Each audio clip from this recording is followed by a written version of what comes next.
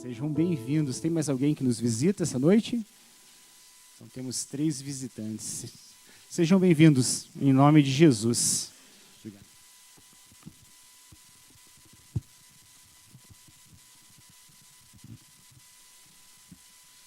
Amados irmãos, gostaria que vocês já estivessem separando aí a sua palavra, o texto de Daniel. Nós vamos ler hoje o texto de Daniel. Temos visto, durante o decorrer, desde o início do ano, alguns textos, alguns ensinos de Deus para nos fortalecer os nossos alicerces para os tempos difíceis. Essa palavra, ela veio ao meu coração, esse tema, uma noite de oração, aqui que nós estávamos, e o Senhor colocou, nós não estávamos nada decidido o que aconteceria para esse ano. Eu estou falando politicamente. E veio ao meu coração que nós estivéssemos fortalecendo. Porque uma igreja, ela só vai se manter de pé se os seus alicerces estiverem fortes. E a palavra de Deus é esse nosso alicerce. Se nós não tivermos alinhado, e nas horas das dificuldades, na hora onde a dor vem, onde o confronto vem, nós não estivermos com a palavra de Deus em nosso coração, nossa mente, nós não vamos conseguir passar os tempos difíceis. Porque eles são difíceis. E eu tenho uma coisa para falar para vocês, que esses tempos estão chegando. Eu não tenho como falar outra coisa para vocês, meus irmãos. Os tempos difíceis estão chegando. É a palavra de Deus. E nós não temos como ir contra isso. E para hoje, eu separei o texto de Daniel, capítulo 1.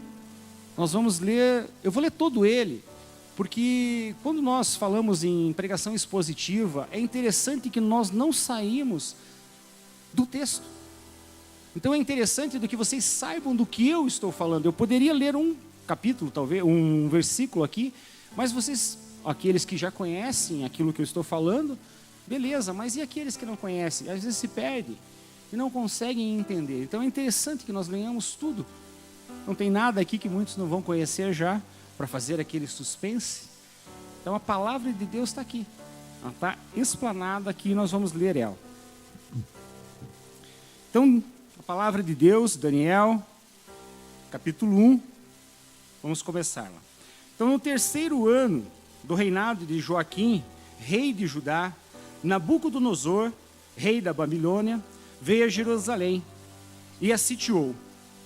E o Senhor a entregou a Joaquim, rei de Judá, nas suas mãos, e também alguns dos seus utensílios do templo de Deus. Ele levou os utensílios para o templo do seu Deus, na terra de Sinear, e os colocou na casa do tesouro do seu Deus. Depois, o rei ordenou a Aspenaz, o chefe dos oficiais da sua corte, que trouxesse algum dos israelitas da família real e da nobreza, jovens sem defeitos físicos, de boa aparência, cultos, inteligentes, que dominassem vários campos de conhecimento e fossem capacitados para servir no palácio do rei.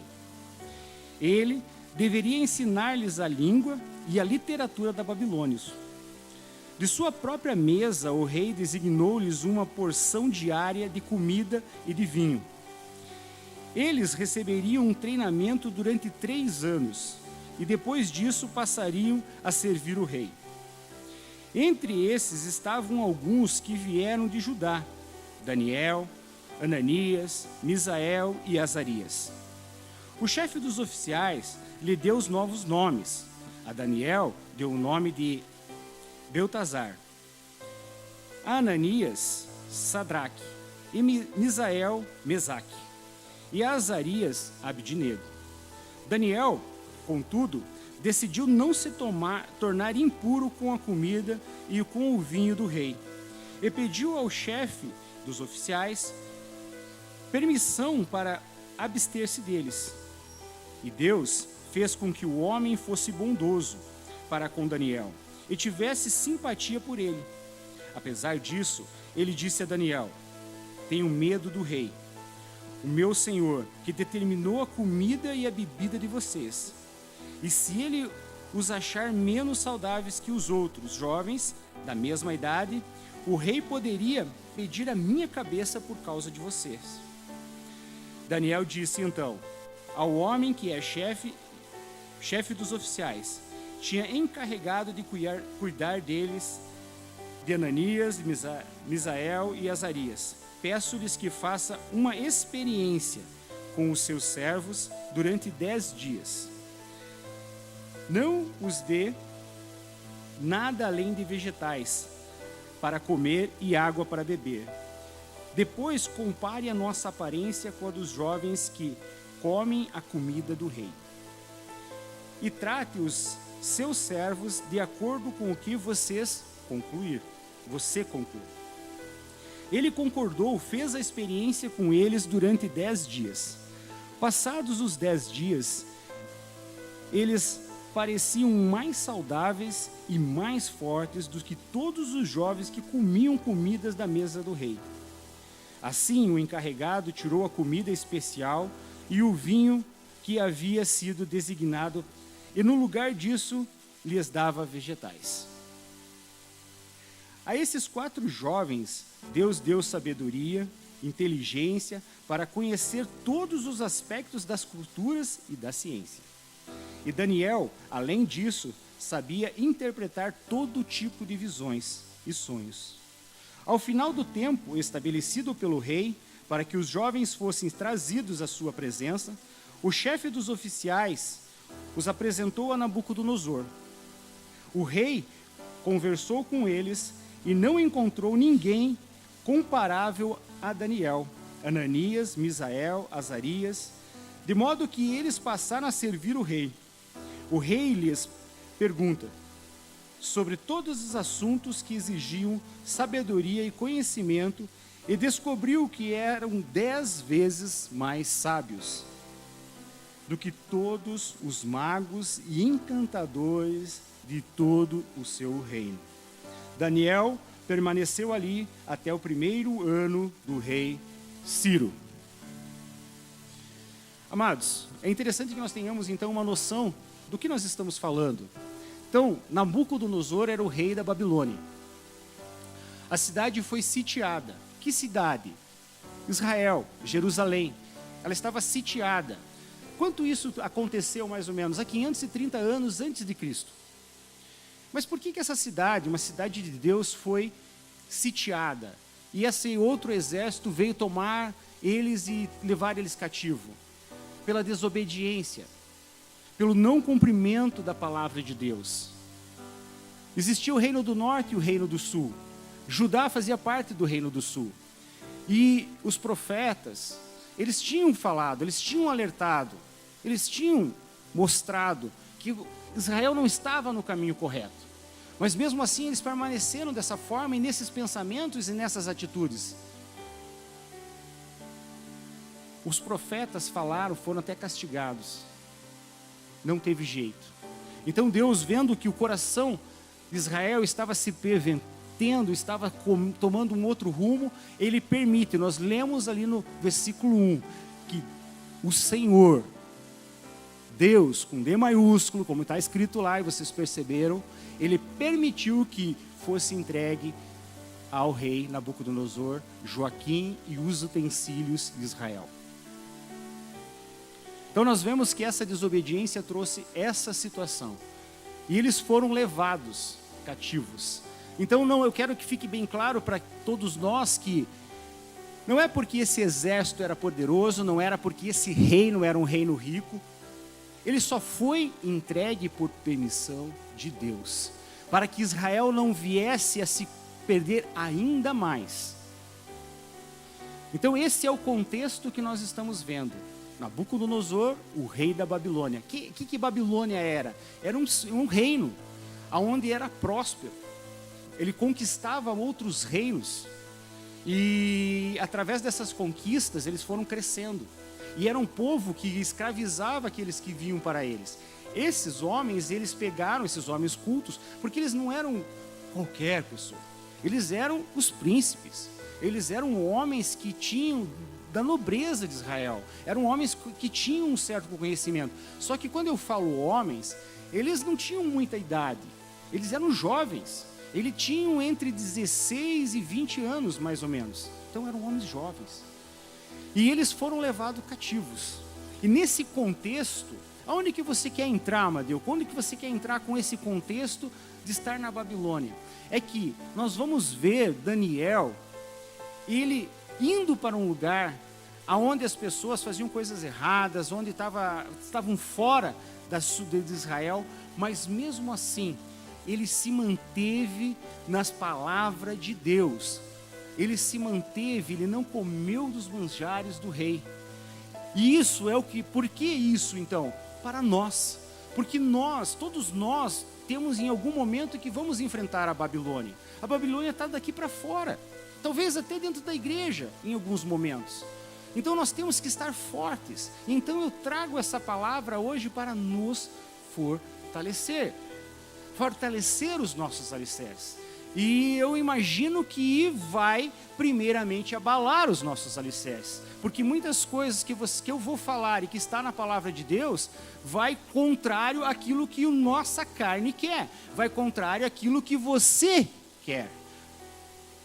Então é preciso que nós tenhamos muita atenção no que nós vamos ver. Então é tudo isso que eu falei. Talvez você esteja num momento da sua vida hoje, que você não esteja fazendo aquilo que você quer. E era a mesma forma que Daniel estava. Daniel tinha sido levado com muitas, não era só eles, a Bíblia fala só deles, mas muitas pessoas foram levados cativos. Mas a eles aconteceu algumas coisas que é interessante nós estarmos vendo. Um pouquinho aqui, deixa eu tomar uma água que a boca já secou. Nós vamos ver ali que quando eles foram ali para Babilônia, houve ali classificados. Nós vemos ali no capítulo 1, no versículo 4. Qual que é os classificados? Vamos ler um pouquinho ali para a gente entender o que é esse classificado. Então, a Babilônia ela estava procurando jovens sem defeito físico, de boa aparência, cultos e inteligentes, que estivessem em domínio de vários campos da conhecimento e fossem capacitados para servir no palácio do rei. Ele deveria ensinar-lhes língua e a liberdade e a literatura dos babilônios. Então houve-se um classificado, está aberto lá agora, está aberto o emprego. Que você se candidataria a isso? Jovens, bonitos, sem defeito, inteligentes. Somos nós, né? Vamos se candidatar a essa vaga. E era isso que estava acontecendo. Ali queria esse tipo de pessoas. E vendo esse catálogo de emprego, logo nos vem assim: eu posso trabalhar lá. Eu posso trabalhar na Babilônia. Olha aqui, eles estão precisando dessas pessoas. Eu vou ser candidato. Qual será de repente então agora, já que nós temos aqui, se eu me candidato à vaga, eu tenho esses requisitos para estar lá, então agora quais são os benefícios?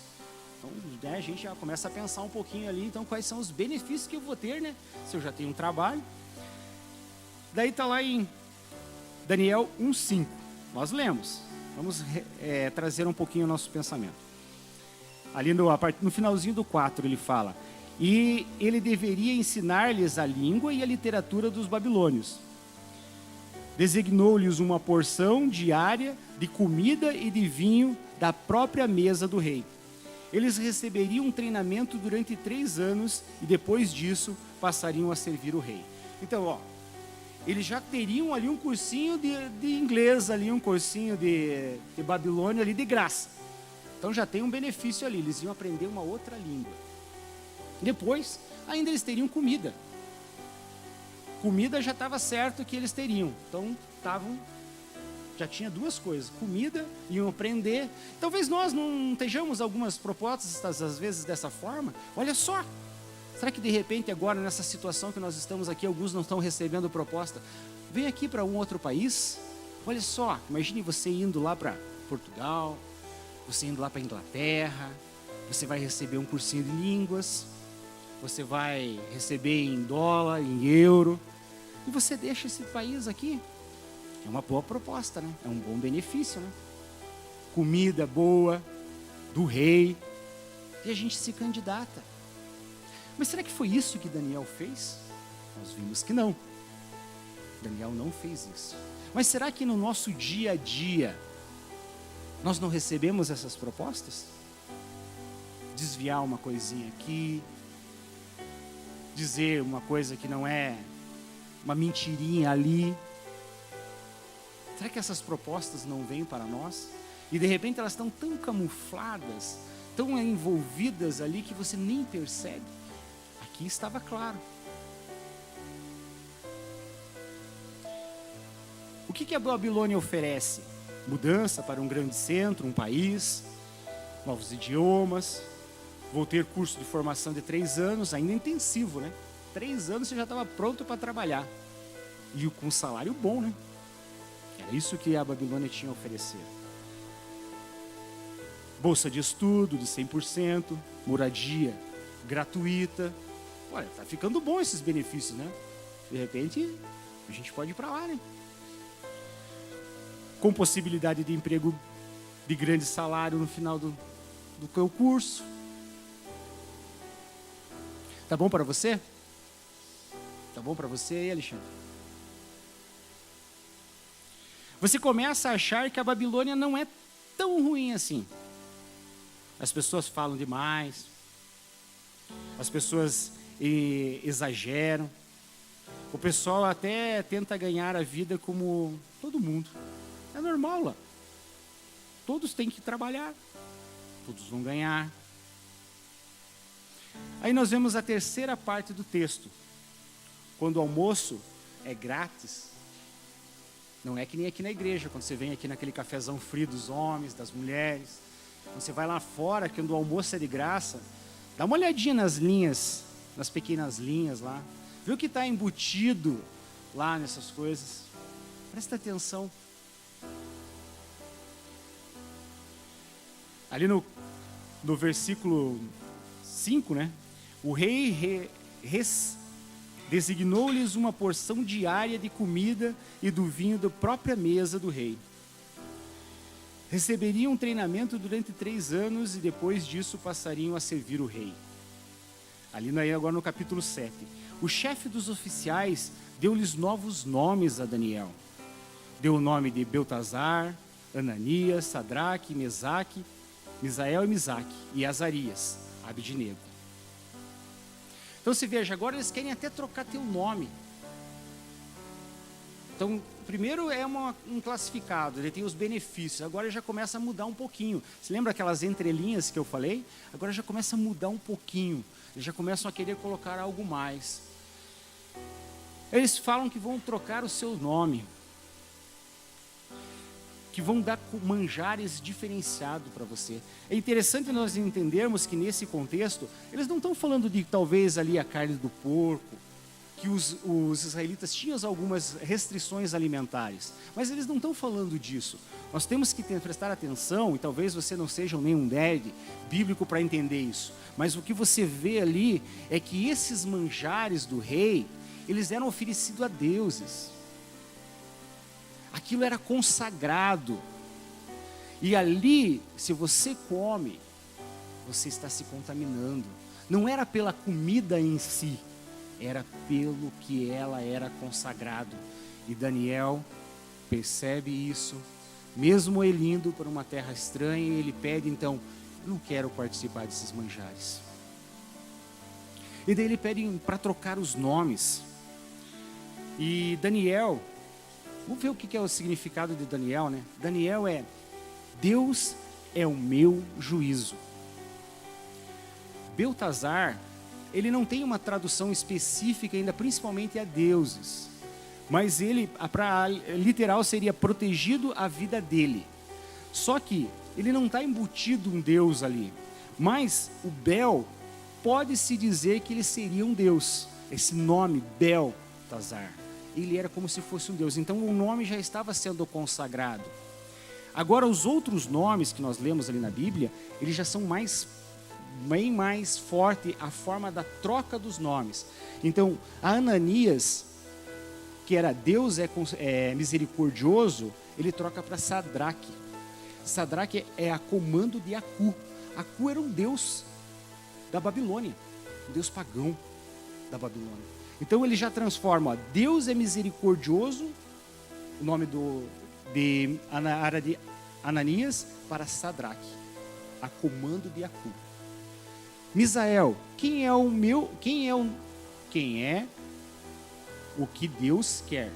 Esse é o significado de Misael. Ele é aquilo que Deus quer.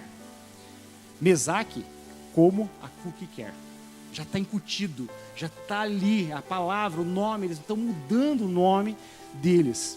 Azarias, Deus é a minha força. Abednego, servo de Deus Acu. Babilônia já está entrando, as entrelinhas já estavam no nome deles. Eles já estavam se contaminando pelo nome.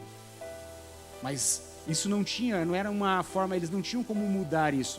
Mas a alimentação eles tinham. Então o inimigo, a Babilônia, ela não quer só te mudar. Ela não quer só tirar os teus modos de você comer, aquilo que você, da tua forma alimentar. Ele quer mudar a tua direção. Ele quer mudar aquilo para que Deus fez você. E nós entendemos que naquele contexto daquela época, todos os nomes, ele tinha um propósito. Não eram dados nomes assim como hoje. Nós damos um nome porque nós gostamos ou porque nós conhecemos alguém que usa aquele nome. Naquela época, os nomes eles tinham um propósito. Nós vemos já desde Abrão. Abrão, Deus troca o nome dele para Abraão. Jacó troca para Israel. Então Israel, o nome da cidade que foi levada para Nabucodonosor, as pessoas. Então todos esses nomes eles tinham um propósito. Então a gente tem que entender que não era simplesmente trocar o nome. Havia um significado naquele tempo. E eles queriam fazer isso. Queriam mudar os seus costumes, queriam dizer para eles que eles não eram mais um judeu. Agora vocês não servem mais a esse Deus. Agora você serve aos nossos deuses. Está aqui conosco, agora você é nosso. Todas essas situações querendo incutir na cabeça deles. Você tem que esquecer o seu Deus, a sua cultura e mudar de identidade. Para você viver aqui com a gente, você não vai ser mais um judeu. Você não vai ser mais um filho de Deus. Você vai ser agora um babilônio. Porque mudar o nome é como mudar o seu propósito. Assim como Abraão e Jacó, eles tentaram mudar esses nomes, para que eles se esquecessem as suas raízes. E esses homens, eles então começaram a ter que fazer concessões nas suas vidas. Eles estavam lá, eles tinham que trabalhar, eles estavam cativos. Quando os homens de Deus, quando eles entram, muitos de nós talvez já tenhamos passado por situações assim. E quais são elas então? Vamos dar um exemplo. As pessoas às vezes vão para a faculdade. Quando chegam na faculdade, elas têm aquele professor que ele já sabe que você é cristão, ele vem na veia ali. Não, se você falar que você é cristão aqui, você está reprovado. Se você não se mostrar aqui, você até pode passar na minha matéria, mas tem que ficar quietinho. Eles te obrigam. Eles querem que você não fale, não confesse a sua fé, não mostre a fé que você tem. E você às vezes fala, bom, mas eu estou aqui, eu tenho que trabalhar, eu tenho que estudar, eu preciso passar de ano, então eu acho que dá para fazer algumas concessões. Cuidado com as suas concessões que você faz. Aqui estão as concessões. Eles já estavam querendo mudar o seu nome, queriam te dar uma outra comida, um manjar do rei, oferecido a deuses. O que será que mais tem nas nossas escolas que estão tentando nos oferecer? A moda agora é dizer que você não pode dizer que você não gosta se você nunca experimentou. Sabiam disso? Tem muitas pessoas falando isso para os seus filhos nas escolas. Como que você está dizendo que você não gosta disso se você nunca experimentou? E deu uma primeira vez. E tem muitas coisas que você até tem condições de depois não aproveitar. Experimentou a primeira vez, você consegue até evitar, mas tem coisas que não. A abstinência, ela é imediata na tua corrente sanguínea. Ela não tem como. E eles estão falando isso. Como que você pode dizer que você não gosta se você não provou? Tem mais uma situação. E se você tentar...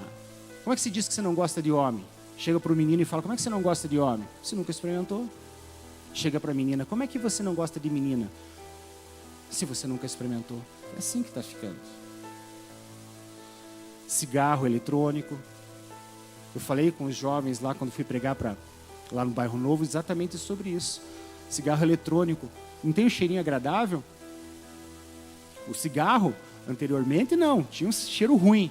Alguns gostavam, né? Porque gostam dele, mas ele é um cheiro ruim. Um cheiro que desagrada, te sufoca. Para quem que não tem aquilo ali, você não gosta nem do cheiro que fica impregnado na roupa, na casa.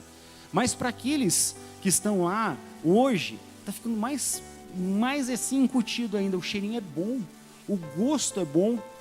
E será que é só o cigarro eletrônico? O narguile veio um pouquinho antes. Ô Felipe, agora que eu te vi aí, bom te ver, seja bem-vindo. Cigarro eletrônico, narguile, tudo coisinhas que tem um cheiro bom, mas por trás daquilo te faz mal. As coisas que estão incutidas, aquilo que está incutido estão nas entrelinhas, e você começa a abrir precedentes, você começa a fazer concessões, e você, de repente, você já está lá no meio da Babilônia. E daí, de repente, o salário é bom, os benefícios são bons, e você começa a achar, mas espera aí, acho que não era tão ruim ficar aqui. Você começa a pensar que lá é um lugar bom. Tua cabeça começa a querer mudar, e você achar que tudo aquilo é legal.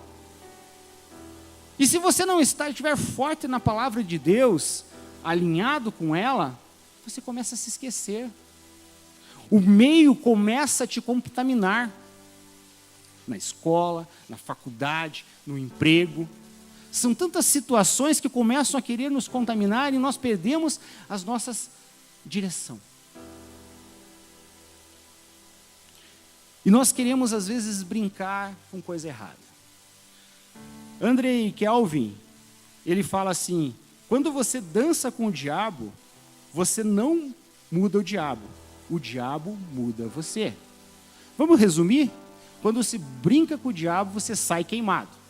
A verdade é essa. Não brinque com as coisas. Elas estão incutidas, e Daniel sabia disso. No manjar do rei, naquele manjar ali tinha incutido muitas coisas. E Daniel, ele começa a então não abrir essas concessões. Mas e nós? Será que nós não estamos abrindo concessões? Será que nós não temos situações em nossa casa que nós abrimos concessões? Cuidado com as concessões. Mudam o seu nome, te oferecem cargos, novos amigos, novas roupas. Às vezes, os homens crentes de Deus, eles começam assim. Eu sou um homem de Deus, eu vejo uma mulher bonita lá fora, uma amiga minha, eu sou de Deus, não vou conversar com ela. Aí, passa um tempo, eu sou de Deus, eu não vou conversar com ela. Mas daí eu brigo, eu tenho uma briga com a minha esposa, e daí de repente já não parece ser tão errado aquilo, eu começo a conversar com a minha amiga. Começo a fazer as minhas queixas da minha esposa para ela. E essa palavra, ela não é somente para a mulher, né? Para o homem, ela também é para a mulher. Porque muitas vezes a mulher pode fazer isso também. Ela fala, eu sou de Deus, mas por essas brigas, por essas contradições, por essas situações que vão se aparecendo no seu lar, ele começa a falar, abrir concessões, vai se aconselhar com ela, vai falar para ela, vai fazer as suas queixas, e o tempo passa. E as brigas talvez continuem constantes. E daí ele começa a achar mais ainda que ele está fazendo a coisa certa. Que ele fala, mas a minha esposa está estressada, a minha esposa está com tantas dificuldades lá. Eu vim aqui conversar com ela. Ela me ajuda. Eu não estou estressando a minha mulher, então eu estou aqui. Olha as concessões. De repente eu estou achando que o errado começa a ser certo. Quando eu vejo, eu já chego para o pastor e falo: pastor, eu orei por ela. Deus está até me abençoando nesse negócio. Porque ela me entende. A minha esposa não me entende. O meu marido não me entende mais. Mas ele me entende. E daí você chega e fala, e você começa a abrir essas concessões. E quando você vê, você está no engodo. Você está numa lama. Às vezes você começa com uma ligaçãozinha, com um WhatsApp. Quando vê, você passa com meia hora conversando com ela. Às vezes você conversa mais tempo. Aí você já começa a achar que a voz dela é bonita. Você já começa a achar que o perfume dela é gostoso. É isso que Deus quer? Não, não é isso que Deus quer. Mas pelas concessões que você começa a abrir e com as coisas que você começa a trilhar com esse caminho, é muito fácil de você começar a perder a direção dos caminhos de Deus. Para isso, nós temos que estar alinhados com a palavra de Deus. Nós começamos a querer dar justificativas. Mas no fim, ele diz: o fulano, eu estou aqui, você não vai dormir bem. Você não vai dormir bem. Algo começa a te incomodar. Eu estou falando para filhos de Deus. Às vezes você está lá querendo dar todas essas justificativas. Não, o salário é bom, as concessões, os benefícios são bons, a mulher, ela me entende. Só que quando você vai dormir, você tenta dar muitas justificativas, mas você já não consegue mais dormir. Por quê? Porque o Espírito Santo está falando no seu coração. O Espírito Santo está te dizendo ali, ó, isso é errado. E você tenta achar desculpas, e você tenta achar muitos motivos para você tentar calar o Espírito Santo. Mas o Espírito Santo, ele é Deus. Ele não é criatura. E ele vai tocar no seu coração. E vai te dizer que isso é errado, que isso é pecado. Por isso se arrependa. Isso não é os caminhos de Deus. E assim Daniel fez. Daniel, mesmo no meio daquela sujeira, no mesmo daquela Babilônia, ele não se contaminou com os manjares. E nós precisamos ser assim. E talvez você pergunte hoje aqui para mim, então, mas o que eu faço então? Qual que é a saída para nós não se contaminarmos?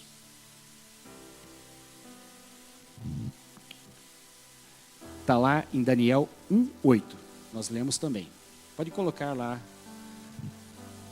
Daniel 1:8.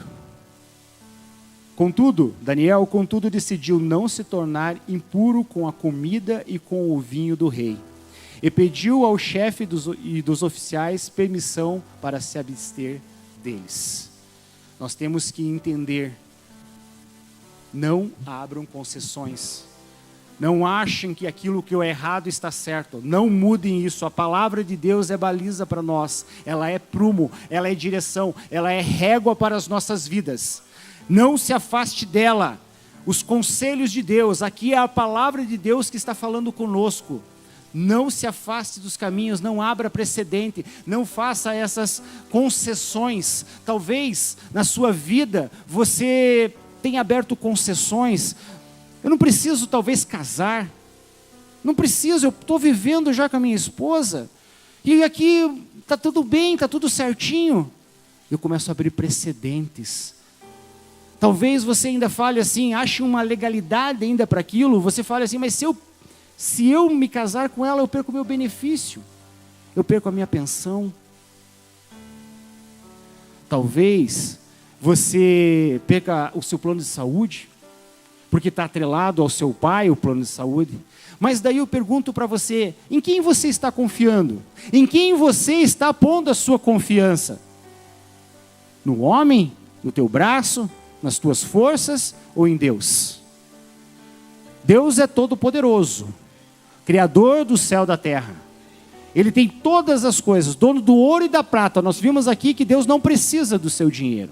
Ele precisa do teu amor. Ele precisa que você confie nele. E se nós confiarmos nele, assim como Daniel confiou, porque Aspenaz pergunta ali para ele, mas se porventura você ficar mais mago e o rei ver isso, ele me mata. Daniel fala, então faça o seguinte, ele não contraria, ele tem sabedoria, ele fala assim, então vá lá e espere por 10 dias, me dê esses 10 dias de prazo. Se porventura eu não ficar bem, eu começar a ficar fraco, aí nós vamos comer. Mas ele faz uma prova ali. E Deus vem naquele negócio. Deus não vem no momento ali, ele vem naquela situação que ali Daniel estava colocando, ó Senhor, vem me ajudar. Eu preciso do Senhor. E agora ele começa 10 dias comer legumes. Não seria difícil, né, Cláudio? Você gosta de uma carninha, né? Imagine, só legumes, só churrasquinho de legumes lá, hein? Mas teve coisas boas. Não se contaminar com as coisas do inimigo ali, da Babilônia. Então o que você deve fazer, meu querido? Não se contamine. Peça a Deus discernimento para que tudo aquilo que te oferecerem, veja se isso realmente é algo bom. Se aquilo não tem alguma coisa que está ali atrelado a você. Feche as brechas. Ela pode ser sua mulher, mas venham e peça a bênção do pastor. Case legalmente, ainda que você perca o seu benefício, mas quem está te sustentando nesse negócio é Deus, não é o homem, é Deus que te sustenta nisso. Tenha fé nisso, e muitas vezes talvez você esteja colocando a tua fé nas coisas do homem, e por isso que Deus não está entrando nisso, porque você não está confiando nele. É preciso que nós confiemos no Senhor, para que Ele venha agir, e após 10 dias, após talvez 1 ano, o Senhor vai estar te sustentando, e você talvez vai olhar para trás, de tudo aquilo, dessas concessões, de tudo isso que talvez você pensou, será que eu fiz a coisa certa? Será que, porque toda vez que nós tomamos uma decisão, todas as vezes que nós fazemos, deparamos com uma encruzilhada, e não adianta, você vai passar, mesmo você sendo pastor, vai passar por esses momentos, está passando e vai passar ainda, e quando você chega nessa encruzilhada, você pode ir para o lado de cá e para o lado de cá. Se você for por esse lado, o que vai acontecer com esse lado? Essas portas vão se fechar.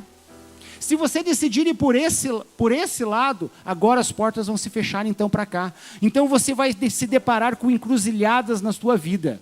E você vai ter que tomar decisões. E essas decisões, elas podem se tornar às vezes dolorosas para você. Porque muitas vezes, as coisas que você quer, o futuro que você quer para a sua vida, não é aquilo que você precisa. Às vezes você vai passar por dificuldades para que você seja aprovado, para que você seja fortalecido naquilo ali. Então muitas vezes o que você quer, o que a tua carne quer, não é aquilo que Deus quer. Então você vai ter que pedir para Ele. Vai ter que pedir para Ele discernimento, e daí você vai chegar em determinado momento na sua vida, talvez quando você tiver com 90 anos, como aqui o irmão falou lá para o pastor, é bom ter 90 anos, mas é quando a gente tem uma família boa. Mas será que você plantou aquilo na sua família? Ou será que você está colhendo frutos que você plantou? Porque não tem, meu querido. Ou se você planta um pé de abacate, vai nascer abacate. Se você plantar morango, vai ser morango. Então aquilo que você está tomando de decisões da tua vida, é o que você vai colher. Não tem como colher outra coisa. E daí você vai chegar em determinado momento e vai olhar para trás e vai pensar assim, será que foi bom? Será que teve bom proveito o que eu fiz? Será que essas decisões elas me levaram para onde eu queria? Talvez você vai olhar e vai ver que não foi para onde você queria, mas foi para o melhor lugar, porque foi para a vontade de Deus. Amém, meus irmãos? Foi para onde Deus queria te colocar. E essa palavra aqui é para você, que está com dúvida, que está com dificuldade, e está achando que as forças estão nas tuas mãos. Elas não estão nas tuas mãos. Assim como um dia, eu estive aqui, e vocês sabiam que tinha 2 sentenças. Era 50%, era a morte ou estar aqui. E muitos de vocês vão estar nesse local, não nessa situação, mas vocês vão estar nessa encruzilhada, e vocês vão ter que decidir. e olhar para trás e ver que muitas das vezes essas decisões não te levaram para onde você queria, mas elas te levaram para melhor lugar, que era o centro da vontade de Deus. E mais legal ainda, meus queridos, que muitas vezes você vai olhar para trás e vai ver que muitas vezes você pecou, muitas vezes você errou, muitas vezes você saiu dos planos de Deus, mas o Espírito Santo te guiou, e você sabe muito bem dos momentos que você saiu da presença dele. Mas quando você entra novamente, ele tem todo o poder para te guiar, todo o poder na tua vida, mas basta você dar esse poder para ele. Tenha entendimento disso. Vejam o que aconteceu. Daniel, ele não se deixou contaminar pela comida, ele não se levou pelos benefícios. E lá acho que é no versículo 18, e esses 4 jovens, Deus deu sabedoria, inteligência, conhecendo de todos os aspectos da cultura e da ciência.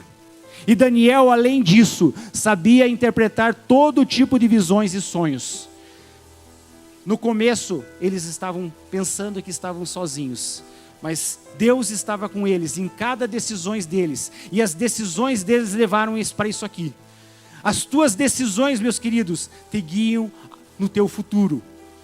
Pare para pensar nisso, fortaleça seus alicerces, busque na palavra de Deus, não faça concessões, porque Deus não vai te abençoar no erro, Deus não vai te abençoar no engodo. Por que isso não acontece? Porque você vai começar a achar que o engodo é certo, que o errado é certo, então Deus não vai te abençoar no erro. Então o primeiro princípio, feche as brechas da tua vida, e não é fácil. Não é fácil, eu tenho para te dizer que não é fácil fechar as brechas. Você vai precisar de pessoas te aconselhando, você vai precisar de oração, você vai precisar do Espírito Santo confirmando na tua vida. Não é fácil você ter concessões na tua vida.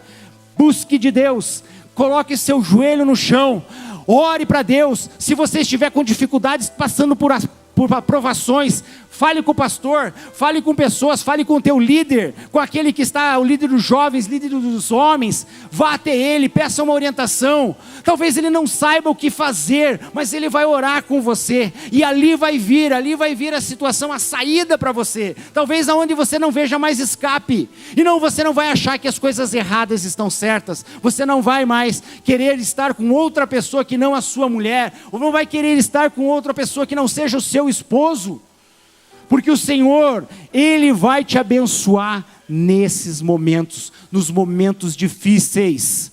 Daniel passou por provações, talvez mais ao longo, onde viu que ele entrou na cova com os leões. Sadraque, Mesaque e Abdinego foram na fornalha. Eles passaram dificuldades ao longo daqueles 3 anos, mas ao final disso, eles foram aprovados. Deus estava com eles. Deus estava com eles aonde? Lá na dificuldade, lá dentro da fornalha. Deus estava com Daniel na cova do leão.